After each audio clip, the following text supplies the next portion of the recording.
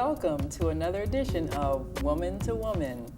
I'm your host, Naima Latif, and I want to introduce you to two of my co-hosts, and then we're going to get into an exciting topic. So grab a pen, call a friend, and stay tuned in because you're in for a treat today.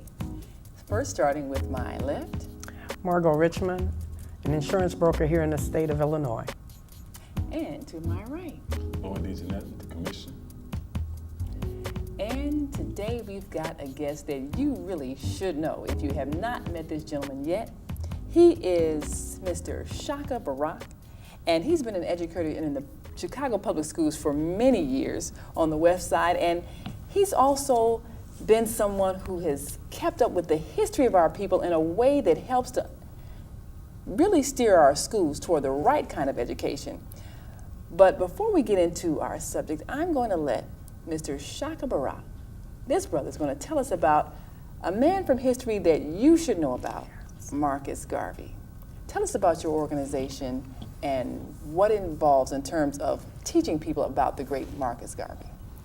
Well, thank you for that introduction, and it's a pleasure to be here on Woman to Woman.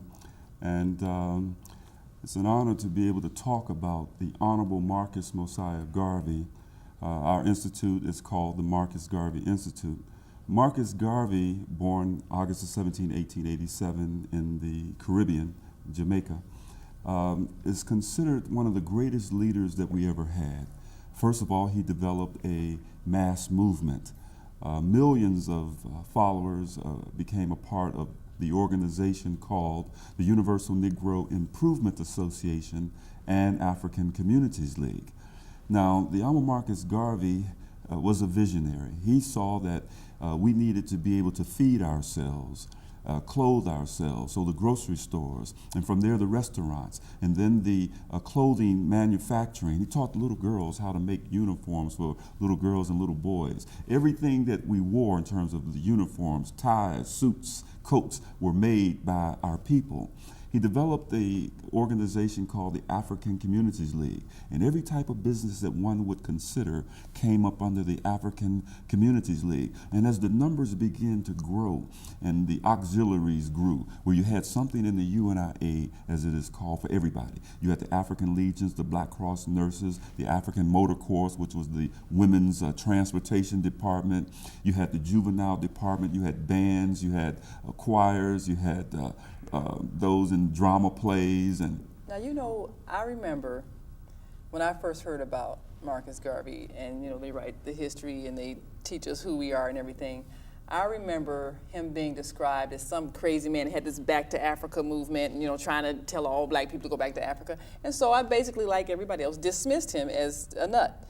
And so that's how he's been painted for most of our school children all these years, because all of his accomplishments were made to look like it was ridiculous, and he just wanted black people to go back to Africa, and it was very much minimized in terms of his organizational skills. And the fact that he was one of the wisest businessmen that we had. And we never hear about that. Because he knew that there were things that grew in the ground in Africa that we needed for industrial and commercial development. He knew that there were things in the Caribbean, and so he also organized what is called the Black Star Line Steamship Company. Yes. And the objective was every 3 months to have a ship. If we had continued with that process today, we'd own over 250 ships. Now, what that meant back then was this was before the airplanes. We're talking about the 1920s. Right. So then all business was done by shipping. 90% of the business trade in the world was done through shipping. And so with a membership of over 4 million, you could comprehensively address the issue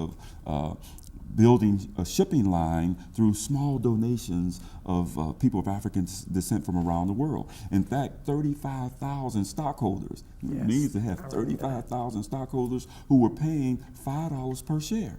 And the limit was only 200 shares, so nobody would really be able to monopolize the situation. And so we were able able to put together the Black Star Line Steamship Corporation. But now, what did this do? This was a competition for the United Fruit Company. This was a competition for the White Star Line. This was a competition Yes. against the Red Star Line. smart. This was a competition against the United Fruit Company, that was an American-based company that would go into the Caribbean and set up plantations and so forth, and they would be the ones that would be making them work and then taking the benefit of the labor of African people in the different parts of the world. And when they saw Marcus Garvey coming along and saying, hey, why don't we have a Black Star Line Steamship Corporation, and why don't the laborers down there help us and provide us with the products and resources and so forth to put on our ships? Well, the laborers in the Caribbean and the laborers in South and Central America said, no problem. So you bring the ship down here, we'll fill it up with so much stuff, we'll pay for the ship with one trip.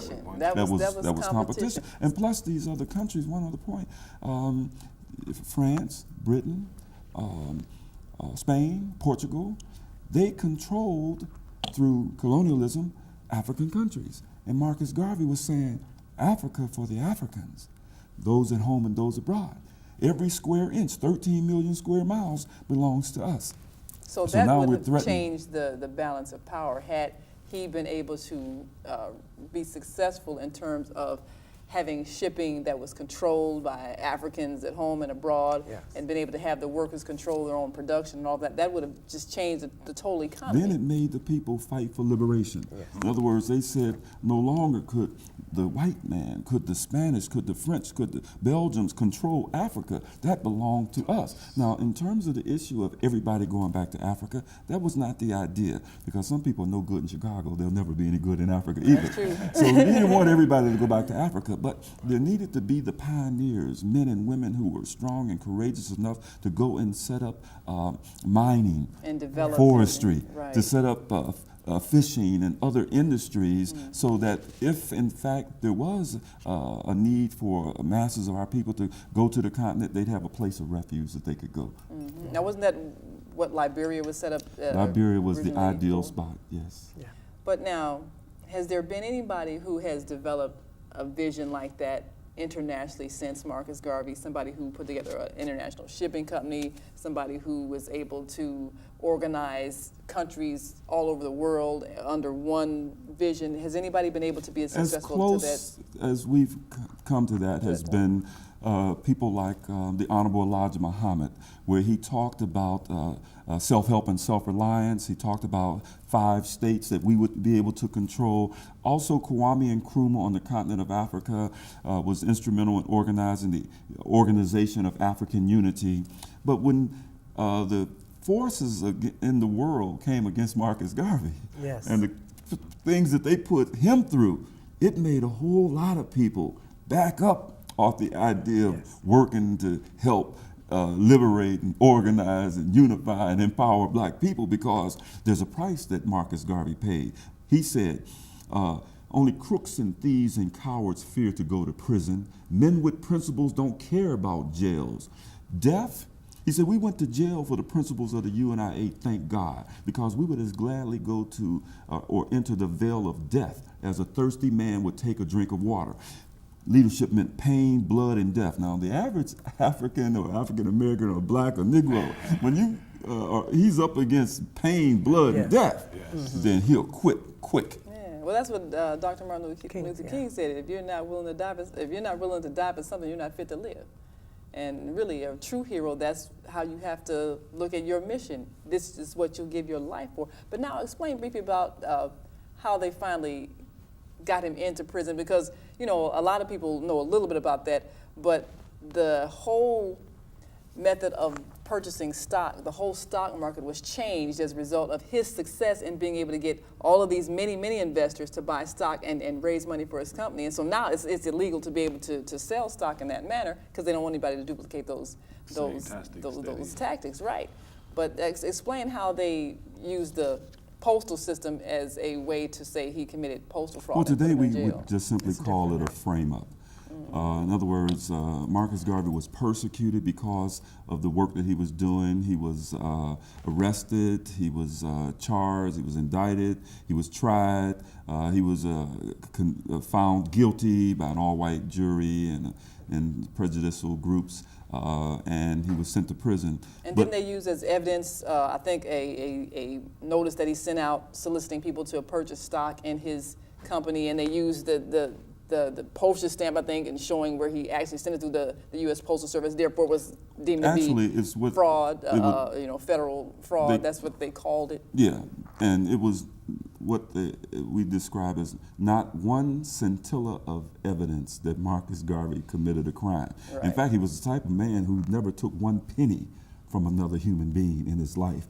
Honesty, I mean, he was above reproach. But the system has a way of getting you if they want you. And so he had a lawyer, and he found that the lawyer was on the take.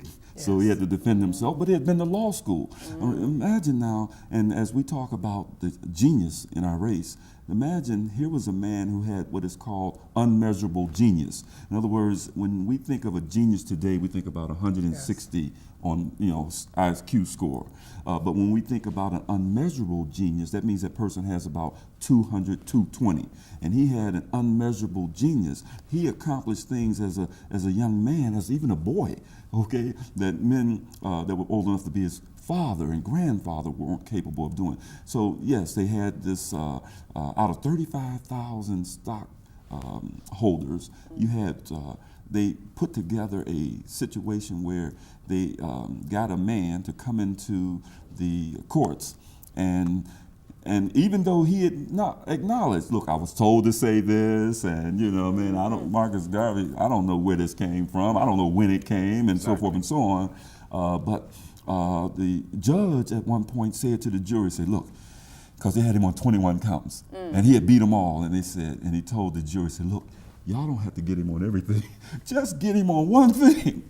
And so they had been out for 11 hours deliberating, but when the judge gave them those instructions, in a half an hour they were back. Find him guilty of something. One count. Get this black man into jail. But it didn't stop there, because though they tried to crush it in the United States, it rose on the continent of Africa 1,000-fold. And that's why you have 53 nations on the continent of Africa today, and you have a dozen or more nations in the Caribbean today. So as I was saying before we got started, we're 148 years removed from slavery. It's not over yet. It's not long. We were under 400 years. We're out 148 years. Just give us a little while. We're going to get this thing together. Right. And especially if more of us learn about women like Harriet Tubman, that brave sister, and men like Marcus Garvey, and you can name some others too. But at some point in time, we have to become disciples of Harriet Tubman. We have to be able to be willing to go and do the kind of things she did in today's reality. Now, not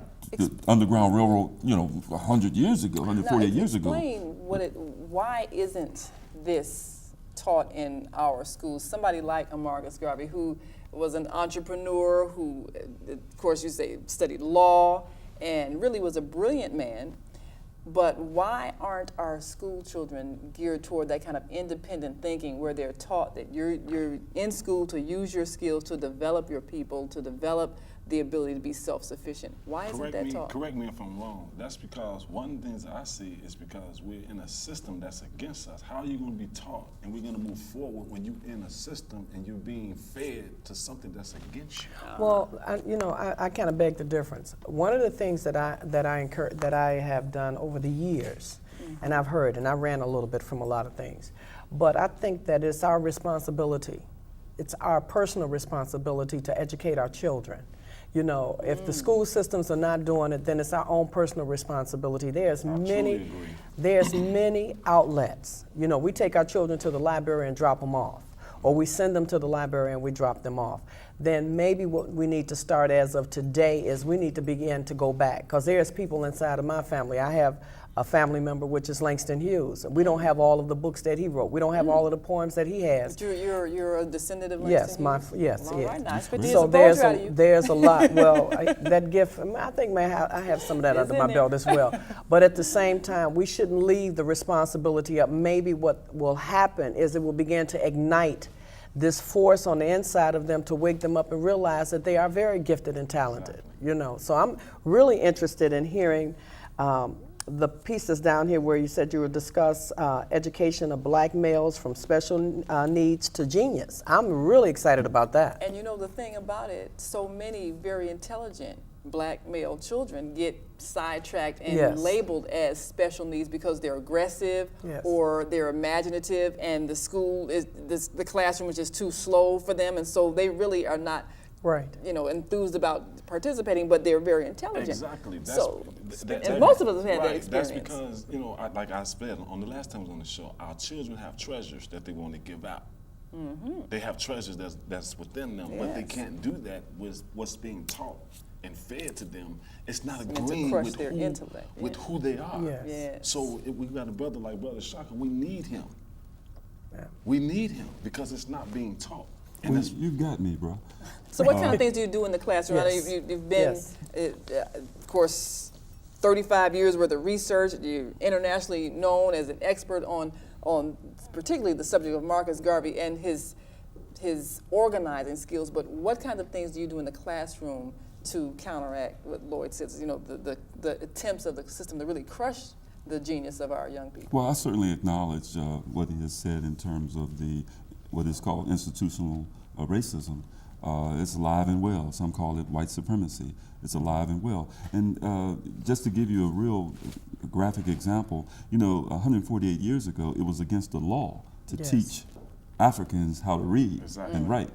And so because we're still inside of that system, after the signing of the Emancipation Proclamation, up to about 90 years after that, Jim Crow was in existence.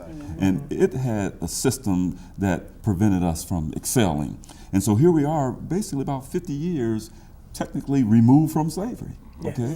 And slavery conditions. And believe that. they have never wanted us to be able to even speak good English, let alone understand science and math, and to be able to work out our own destiny and control our own future. And so that is why Marcus Garvey became such a threat, because and why he's been removed from the history books, because if you knew and really understood from a baby how to build a mass movement and the courage that it takes and the consistency, and then we could do it again and again and again. And so this has been deliberate.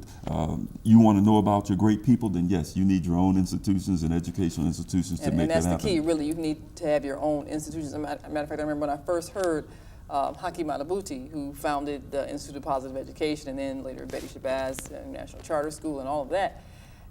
When I was in college, and we kept asking, well, what do we do to solve the problem? And he was the first person I heard say we need to build our own institutions, because you can't control what someone Yes. else controls when someone else's agenda is to keep you suppressed.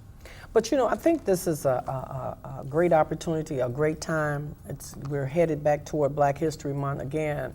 But I think that I'm glad to see you here tonight. Thank you. And I'm hoping that we will see more of you. And I just think that this is a great opportunity. If we don't build the institutions, we need to go inside of our own homes. And because that's the institution that we do Number have. one is that we do have. We do have Yes. the churches. We do have a lot of things. So, I just think that in the process of community organizations, we don't have them in the evening. We don't have a lot of the doors open. We have a lot of the doors for sports in the evening and things like that. But I just think that the more doors that are open in the community, the better off it is. We have a lot of men, teenagers, young adults that's just roaming the streets, even in all of the various communities. I live in South Shore, and I can walk up and down 71st Street, and you can just see them standing, just looking like, if I just had one door I can go in, maybe if a screen is up there, one vacant building, we can go in and just kind of open it up and be educated. I'm sure that they would be more than happy to come inside those doors and learn some different things. So how do we put that? too. How do we put that in motion? Because I know, of course, your organization does a lot in organizing with young men. How do we take that energy Yes. that we know is out Well, there, and first that of all, genius that we know is out there, and harness that? We need to have a comprehensive approach to organizing and mobilizing our community. I call it's old adage, it takes a village to raise a child. In other words, there was a time in our history when we had African villages, and we had elders in those villages that were on councils, and they would, when a problem came up, they would be involved with solving the problem, eliminating conflicts to keep the peace that's inside of the community. Right now, our elders have almost been relegated to staying in the house behind locked doors at night. And at night, you don't even see them. So there's a level of disconnect between the elders and the middle-aged adults, and then, of course, the youth. And so first we have to have the comprehensive idea that we need to gather the whole community together. And as gangs do, begin to look at what we call territory. What is our community? As Dr. Claude Anderson says, we don't have communities, we have neighborhoods. We need to rethink how do we develop communities, and then of course eventually villages, and then of course eventually nations, and then of course eventually empires. How do we begin to think like that again? And so our conversation at some point has to center around how do you lay out a village? And let's look at some models of villages. How about Black Wall Street, Tulsa, Oklahoma, 1921. Here was a 3.5 square miles, 4.5 square miles, where this community of 11,000 people couldn't go outside of the community and shop, but they could go outside of the community and work, but they had to spend their money in the community. So the unintended effect that white folks created was these dollars circulated in our community and produced millionaires. But it also created a level of literacy that was superior to the literacy levels in any community throughout the country. And so there's multiple benefits that can come from you organizing your community. And of course, we had men there and women there who patrolled those communities, who controlled those communities, who policed those communities. And when the youth went to a store, they saw a black man in the store, a black woman in the store. When you want to get a dress made, you go see a black seamstress to get the dress made. You wanted groceries, you could buy those things from yourself. We often talk about, you've said at the table many times, and you talked about Black Wall Street. What do you think it's going to actually take for us to continue, for the black businesses that are in our cities? What is it going to take for us to actually slow down and go into our own stores and purchase to keep our own businesses afloat? Okay. What is the mindset? What is, I mean, you know. Well, one of the things that I see, I'm listening to Barak, and he is like, man, I'm just, first of all, let me tilt my hat to you, brother. I really, really love, you know, the fact that what you're doing. And what I think we need is one thing, is protection. That's the first step we got to take, protection. Look what happened to Marcus. Look what happened to King. Look what happened to all our black leaders, and we as a people, when we start to move in the direction for self-sufficiency, where is the protection? We have individuals, we have institutions, we have wicked men and people out there that sit down at the table and they plot what they're going to do to us. We have to have the same individuals that's going to sit down at a commission table, that sit back and see these individuals, these institutions, and to protect what we call it security. Security. Certainly. Well, you know, something that Marcus Garvey talked about was propaganda, and the fact that we're always in a propaganda war. And he said we need to discard the propaganda of our enemies and create our own. Because what happens is, when we talk about our leaders being attacked, first thing they do is use the media and tear that person's image down. Just like they paint him as a nut, you know, some Back to Africa movement he started and all of that, so that you wouldn't listen to what he's saying or recognize him as a historical figure. They do the same thing with our strong leaders today, who are talking about organizing on a global level and controlling our economy. And they always use the media to attack these people so that young people will not listen and older people will not follow, because they know that this model that Marcus Garvey created can be recreated if we change the mindset. Well, that's why we need to have a holistic approach. In other words, media, business, security, our youth. When we say security, not just to protect an individual. In other words, we need men and women who are fearless. Because Marcus Garvey said, look, I could die at any time. You know, real men die but once. A coward dies 1,000 times. In other words, every time you try to save your life, but you pull the shade down when you hear your grandmother outside being attacked. Every time that's you try to save your life, you run in the house, you get out the way, but your wife is being abused, your children are being abused, your neighbor is being abused. You hear them going inside your neighbor's house to break inside of the house. You hear somebody being ravaged. You see somebody talking to a child in the wrong manner, and you don't say anything because you're afraid. And so what happens is we say, well, you know, he died in vain because he was in the wrong place at the wrong time. And so he should have been minding his own business. Yes. But when we have men and women who say, yeah, brother, if we step out there and accept the responsibility to save black life, then we will respect you and honor you forever.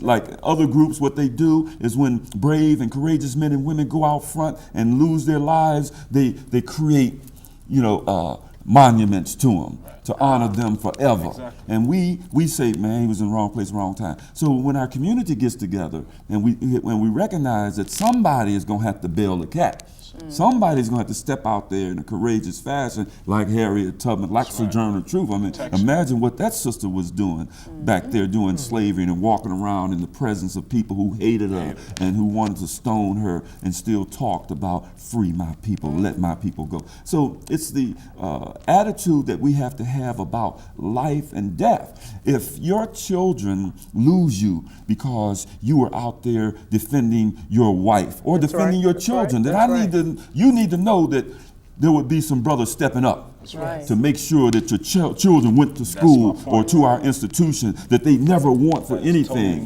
that if they had any post-traumatic stress disorder because they witnessed you dying, then we would come in and heal them and keep them close to us. But we don't have that yet. So when we develop this village, we'll put it all together. But tell me this, is there a monument being built or has been built to honor Marcus Garvey the way, of course, we see the King Monument has been built? Has there been in Jamaica or in the United States a movement to honor him, therefore teach his philosophy? Well, no, not as such. The organization Universal Negro Improvement Association and African Communities League still exists. The Marcus Garvey Institute exists. And then you have governments like Jamaica that celebrates his birthday every year. You have schools named after him, parks named after him, highways named after him.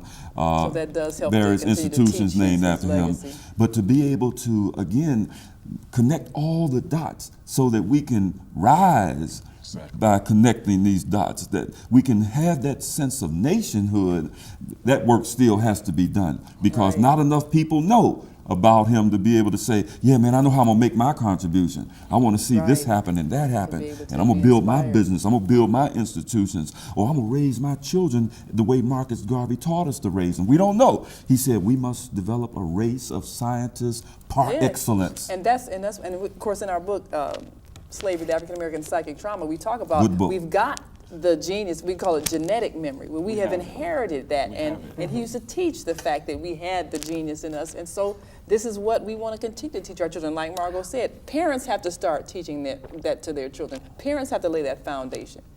And then the other part of it is we don't want to really not say that this is not going on, because we have a lot of black businesses all over the world, but we don't have enough of them being started from the ground level up. And I'm just encouraging everybody out there that has a dream and a desire to go forth. We need to push more black businesses. We need more black businesses birthed today.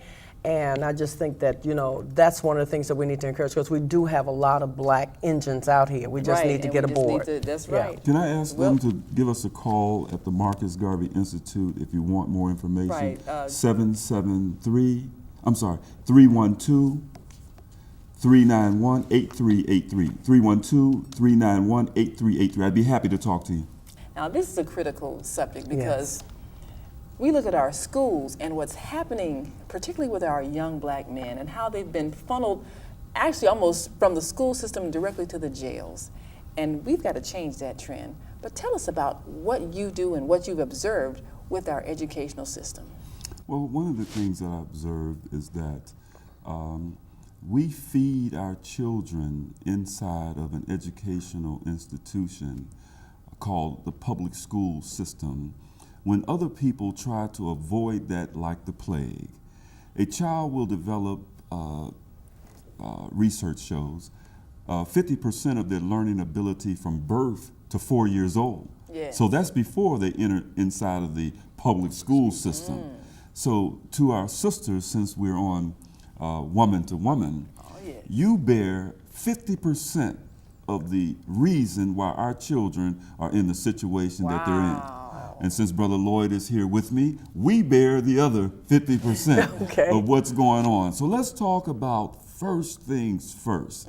The first thing we need to understand is that a child comes into the world with the pre-wired to be able to learn, pre-wired to be able to understand language. And he looks up at his mother and he watches her mouth. He looks at his father and he watches the mouth. He watches the sound that comes out of the mouth. He watches whether or not they smile when he goes, blah, blah, blah, blah, blah, blah, blah. He watches to see whether or not they care and try to nurture him and care for him. But what do? Sometimes we don't look at that child. Yes. We don't smile at that infant. We don't cuddle that baby. In fact, we think it's a little silly sometimes, especially these teenage mothers, when it comes to smiling at a baby that's babbling. And so when we first get the child, the orientation that we get as men and women, and I say men and women because men don't even think about changing the baby's diaper. That's a mother's job. But men are just as important when it comes to raising that child as the women are. That's why I say 50-50. And so we send them off to an institution half the time unprepared. Why? Because the child can sense the presence of the mother in the womb. Yes, and you know, I also explained to fathers that child can recognize your voice as well. So they need to be able to recognize your voice and your touch even before they come out. They need to feel the love. They need to feel that they're welcome before they get here. That's right.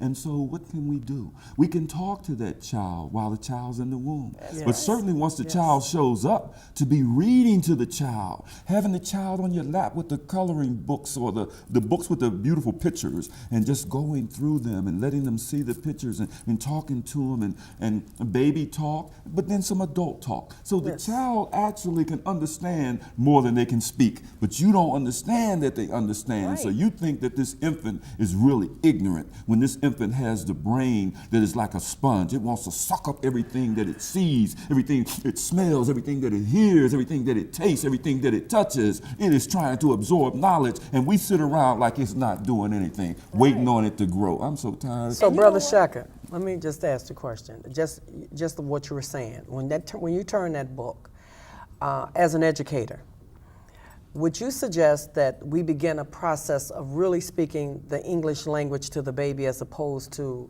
some of the Ebonics that we start our children out with? Because if you don't start speaking English to them when they begin, speak whole words to the children. The first pencil, the first color, the first crayon should be from the hands of the parent. Yes. Not the school teacher. That first pen, that first piece of paper, all of the coloring books and the colors.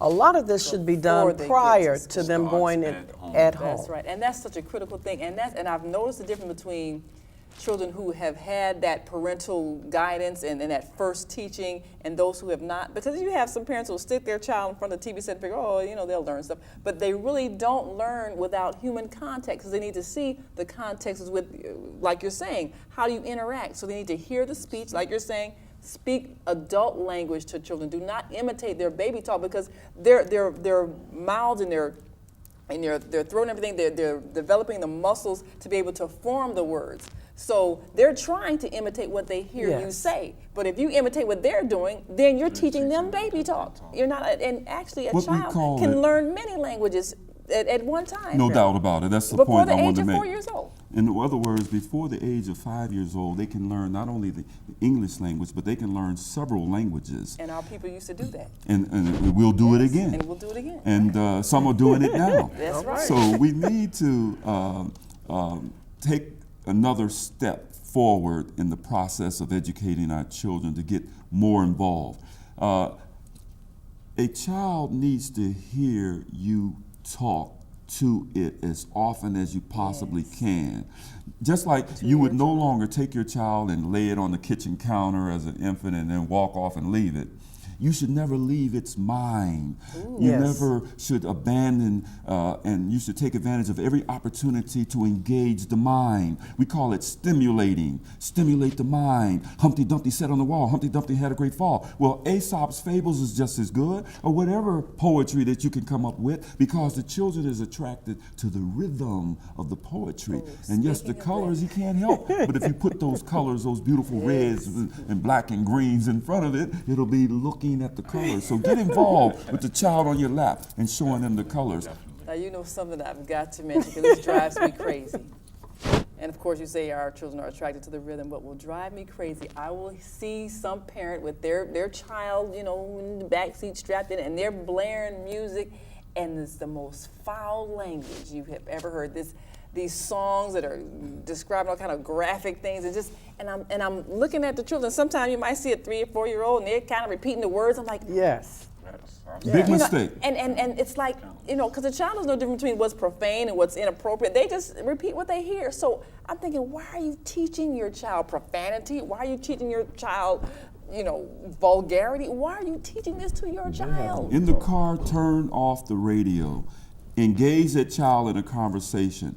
In the home, turn off that cell phone. Engage your child in a conversation. Turn off that TV. Don't take the little toy and give it to the child. Think that satisfies the child. The infant would either prefer to interact with a person than to play with a toy, because the child is trying to absorb knowledge and understanding, and so you can help them by turning off this stuff. Now, let's look at what happens when we end up sending this unprepared child into the classroom.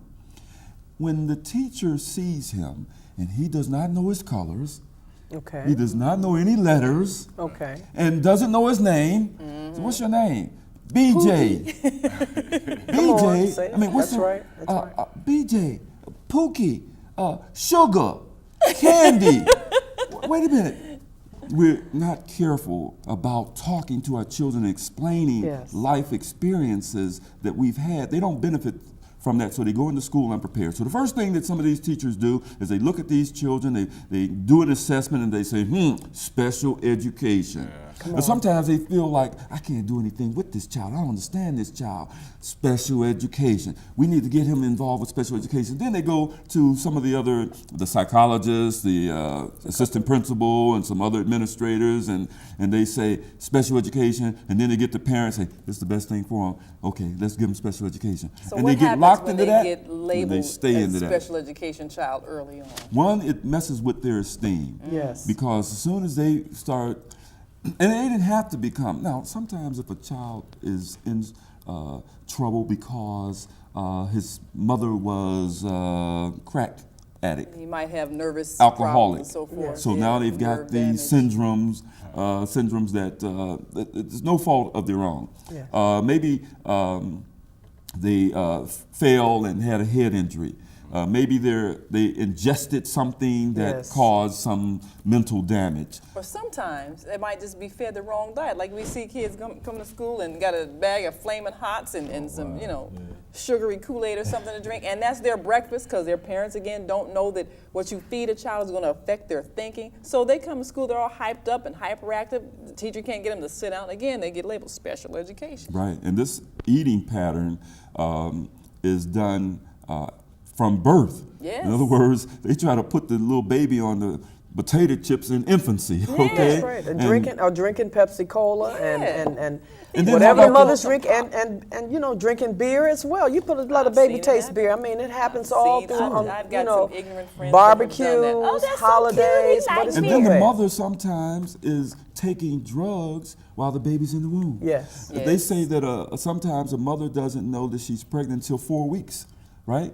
And so what's happening in the first week, second week, third week? That's right. She's poisoning her body that that's when eventually the brain can is do developing. damage to the Those child. first weeks is when the brain is developing. Or she was doing it prior to all of that. It was all in her Yes, system. it was So, already in you her know. system. And dad could be it's- contributing to that too, because he could be shooting heroin and And for years, they told us that it was if the mother wasn't using, the baby would be okay. But I beg the difference because my father was addicted. He was an alcoholic at 9, At 17, he was shooting heroin.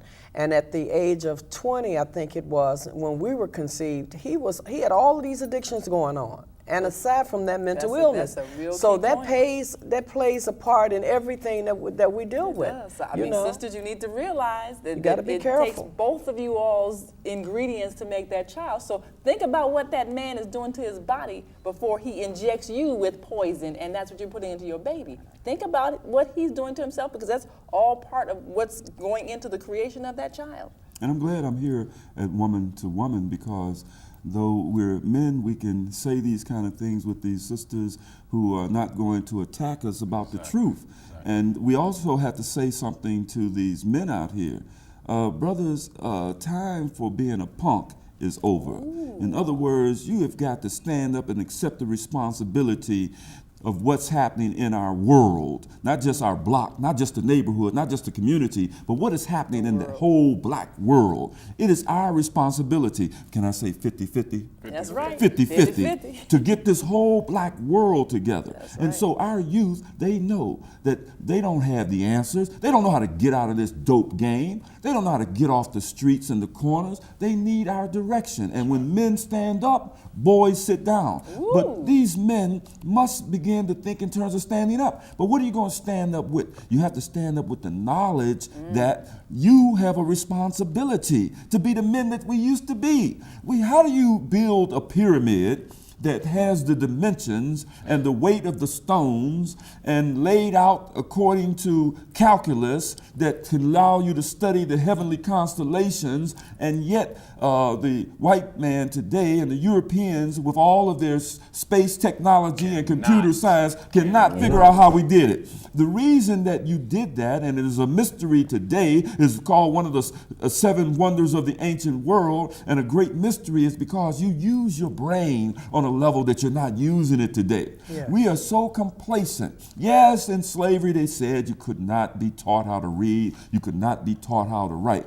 But we are a little bit beyond that now, yes. And we need to start grabbing a hold to some ideas like what Marcus Garvey taught, which was we must create a race of scientists par excellence. So, brothers, I'm going to say to you, you need to raise your level of education one more level. So if you've not graduated from high school, graduate. If you've not graduated from college, graduate. If you only have a bachelor's, get a master's. If you have a master's, get a PhD. If you got a PhD, get another one and show somebody else how to get one too. All right. We got to raise the level Yes. of our standards as it relates to the development of the mind. Mind is still the standard of the man. That's right. Wow. Now, what would you say to parents when their child is perhaps given that label of special education? Because some parents, they don't know how to challenge that. You know, my husband used to always talk about how, you know, he was in grammar school and they just labeled him, oh, you know, he's got a problem, send him to the dummy room. Because, you know, he's very imaginative, very creative. And teachers didn't know how to deal with somebody who was an independent thinker. So naturally, you're a black man, you know, and you think on your own and you have ideas and you ask questions. They don't want to be bothered with you, so they gave him that label. But he grew up at a time when, you know, black parents never challenged the school system. So therefore, his parents did nothing. They said, oh, well, I guess they said you got to go to the, and they call it the dummy room, which again, you know, your self-esteem is destroyed. So what do you say to parents when their child is labeled? How should they respond? How should they challenge that? How should they overcome that? Here's what I would say. If you have a child that is labeled special ed, special needs, exceptionalities, what I would do is I would go to an institution like Chicago State University, or I would go to Olive Harvey, Malcolm X, junior colleges, and I would take some classes on special education, and I would very quickly become an expert so that if anybody's going to provide the services that my child might need, then I'll be the one that can be able to determine whether or not it's beneficial or not. We cannot leave the education of our children or whatever problem that we might have. If we can conscientiously sit back and say we need to feed ourselves better, then we need to educate ourselves better too. In other words, to be completely responsible for the lives that have been entrusted to us, to know everything that we need to know to make them healthy and strong. So if they decide they want to play some basketball, we better get our books on basketball and be able to show them how to be the best basketball player they could possibly be. They want to lift weights after they become 12 years old, get some books on lifting weights. If they want to do ballet, if they want to sing, if they want to perform, if they want to play instruments, whatever our children want to do, let us resume our role as the teacher, co-teachers with our children, and not tell them like we do when they're in 5th grade. Now, you're on your way to school now. Have a nice day. And never ask them what they learn, never look at their homework. But now explain a bit the pipeline from the school to the jail and how that mislabeling leads to that, as well as the over-disciplining of particularly young black males, how that leads to kind of a pipeline from the classroom to the jailhouse. Well, Lloyd, right? Yes. He knows that a lot of our households are not headed by men. They are headed by our sisters. We have abandoned them. We have left them to have the full responsibility of raising these children. And for young males, that won't work.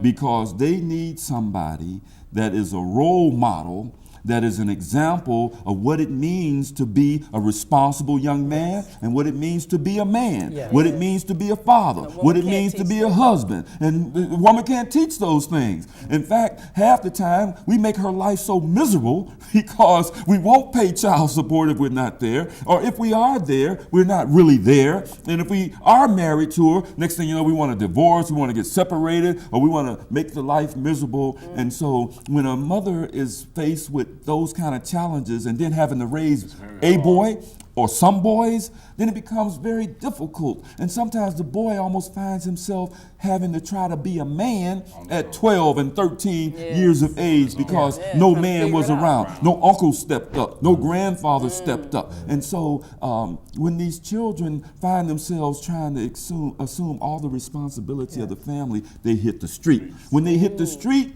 they run into Slick Willie. Slick Willie says, "Hey man, what you doing out of here? What you doing out of school, shorty?" "Well, Slick Willie, I thought I'd come out here and see if I can make some money with you." "Oh, you want to make some money with me, huh?" "Yeah, okay, cool. Slick Willie, I'll take care of you. Don't worry about it." "Okay, cool. Take this bag. Go stand over there. When I do this, you give him 3 bags of dope. When I do this, you give him 4 bags of dope. I'll get the money, you give him the dope, and then we'll chop it up later. Can you handle that, shorty?" "Yeah." So things go on and on and on. A few minutes later, Slick Willie's calling him back. "Yeah, Slick Willie, what do you want?" "Take this piece. Put it in your back. Somebody bothers you, you use it. 5-0 stops you, you tell them that the gun and the drugs belong to me and I'll take care of everything." And next thing you know, the brother's doing 10 years for possession with the intent of distribution, but the gun had a murder on it. Slick Willie used the gun to kill this old lady when she wouldn't give up her purse. Now he's looking at 70 years. He'll be 88 when he gets out if he's 18. A message to the sisters. Listen, I used to be one of them women that used to go around saying, "I'm the man and the woman. I'm my husband. When my husband and I separated, please do not do what I did." I said that I'm the man and I'm the woman. I'm the man. You can only be one. You can only be who you are. You can only be the woman. And I just want to tell you that when you put on both of those shoes, and when you put on both pair of pants like that, you're carrying some weight of a man on your back, and you cannot be male and female. You can only be female. And guess what? When those boys start crossing over that 12 years of age, they start taking on a whole new form, and you can't jack them. You may be able to hit them and they won't hit you back, but I'm telling you, I'm begging with you. I never did it to my son, but I've seen it done. Do not slap these boys in their faces and degrade them and call them out their names and tell them they dumb and they stupid and they look just like their father, so-and-so, so-and-so. Don't degrade your children, because when you do that, they may not put their hands on you, but you can rest assured you have just sent them out the door with a volcano in their stomachs, and they're going out there, and the first person that they run into, they're going to attack them. So please, send these children out of your homes with some love, and aunties and uncles, roll up your sleeves and help your sister, help your brother, help them out, because our community needs some love. They need some peace in there. So they can only go to school with some peace. If you send them to school and you didn't beat them down before they walked out that door, they will not be able to learn in them classrooms. Wow, that's a powerful message. How important is it essential in this time right now. I heard you mention the 7 wonders and about where we actually come from, our homeland. I think that, I want to elaborate once I say this. I think that it's gonna take our black men, well, it's gonna take us as black men to learn who we are. They don't know who we are. And can you elaborate on that, meaning that I think that we can change this, but it's gonna take one thing. They have to know what we're capable of as a race of people. Yes. Yeah, it's called history. We have to know our It's that history. simple, huh? It's that simple. People who don't know their history are bound to repeat it. Slavery is not, as Marcus Garvey said, confined to any particular group or a race of people. Slavery can be imposed on any people who are not sufficiently prepared to protect themselves. And so, but we as a people, we are the descendants of the original people, inhabitants of the earth. The oldest fossils found of a human being was found on the continent of Africa. They called a female fossil, called her Lucy. But the first civilizations that were built, the earliest civilizations on the planet were built by us. We gave art, science, literature to the world. But it's not enough to just have a casual knowledge of yourself. Because how do you teach that to a child if you only have a small acquaintance with it? You've got to dig deep into our history. You've got to be obsessed with understanding the lineage of kings and queens and pharaohs and what they did and how great they were and what they thought in the area of science, medicine, agriculture, engineering, I mean, war as well as peace. And so we need to have institutions that will do that. And you cannot have that inside of the Chicago or Evanston public school system. Let me tell you why. Right now, many people are prepared to share with you the fact that when it comes to competition with the rest of the world, the United States in science and math and reading is behind a lot of developed nations on the planet, right? Yes. Now, one of those nations is Finland. In Finland, the teachers, well, let's deal with this first.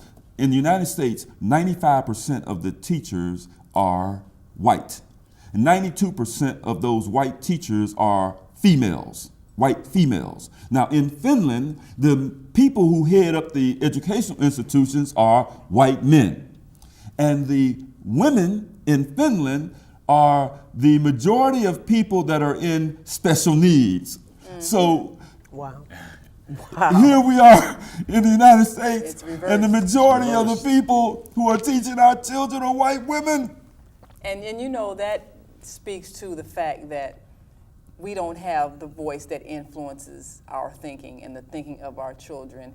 And, you know, like you all have said, the strength of the man is so critical. Women cannot be male and female. They cannot be father and mother. And they cannot be the guide that these young men need. Because if you've been beat down by a woman, what does that do in terms of demoralizing you as a young man growing into manhood?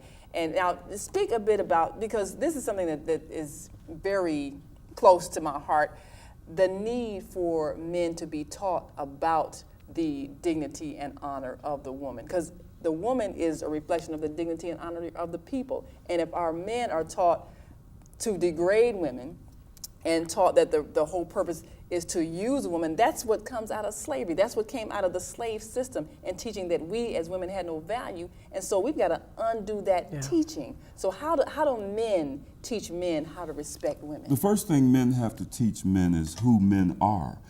Many men, young men especially, do not know who they are in terms of their anatomy.